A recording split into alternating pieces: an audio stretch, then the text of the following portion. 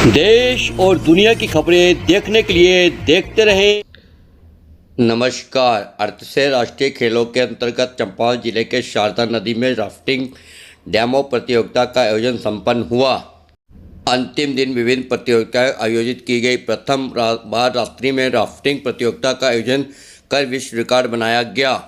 मुख्यमंत्री पुष्कर सिंह धामी एवं उनकी धर्मपत्नी श्रीमती गीता धामी ने रात्रि में आयोजित राफ्टिंग प्रतियोगिता का अवलोकन किया तथा विश्व रिकॉर्ड के साक्षी बने। मुख्यमंत्री एवं श्रीमती गीता धामी ने समापन समारोह में विभिन्न प्रदेशों से आए हुए खिलाड़ियों को मेडल देकर सम्मानित भी किया। मुख्यमंत्री पुष्कर सिंह धामी ने महाकुंभ 2025 के पुण्य अवसर पर पावन दिव्य त्रिवेणी संगम पर सपरिवार स्नान किया। उन्होंने पवित्र पावनी मां गंगा, यमुना और सरस्वती के पूजन के साथ सभी देवों का आह्वान कर प्रदेशवासियों की सुख समृद्धि तथा प्रदेश की उन्नति के लिए प्रार्थना की। मुख्यमंत्री ने कहा कि महाकुंभ शताब्दियों से अपनी अक्षुण्णता बनाए रखते हुए सनातन धर्म की आध्यात्मिक तथा सांस्कृतिक महत्ता के माध्यम से करोड़ों लोगों को धर्म एवं संस्कृति से जोड़ता रहा है।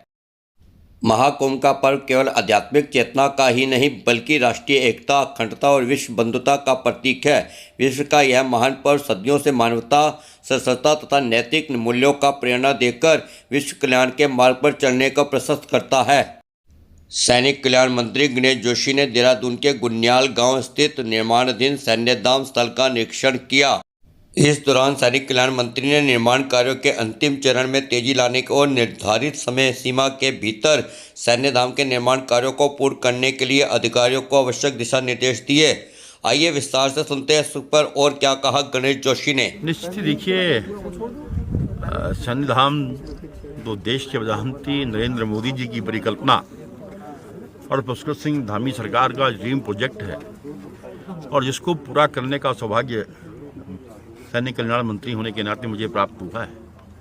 और मैं लगातार डे 1 से इसकी मॉनिटरिंग खुद पसला कर करता हूँ। ये लगभग फिनिशिंग स्टेज पर है और आज जो इस सैन्यधाम का मुख्य आकर्षण है वो हमारे वीर जवान, वो हमारे शहीद जिन्होंने देश के लिए अपने प्राणों की आहुति दी, उनकी जो स्मृति पट्टिकाएं हैं।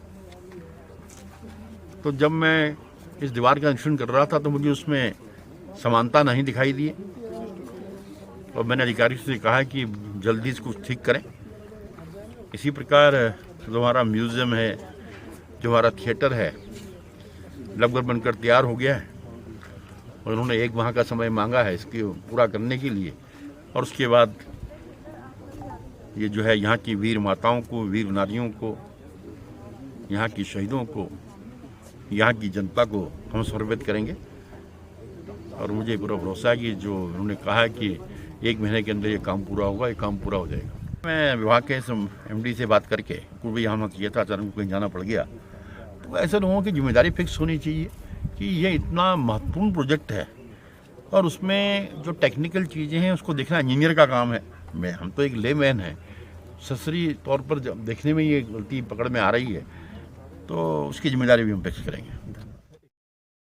श्री गुरु हरिराय साहब जी 7वीं पातशाही का 396वां आगमन प्रकाश पूर्व गुरुद्वारा THDC कॉलोनी देहरादून खास की संगत द्वारा बड़ी धूमधाम और श्रद्धा से मनाया गया।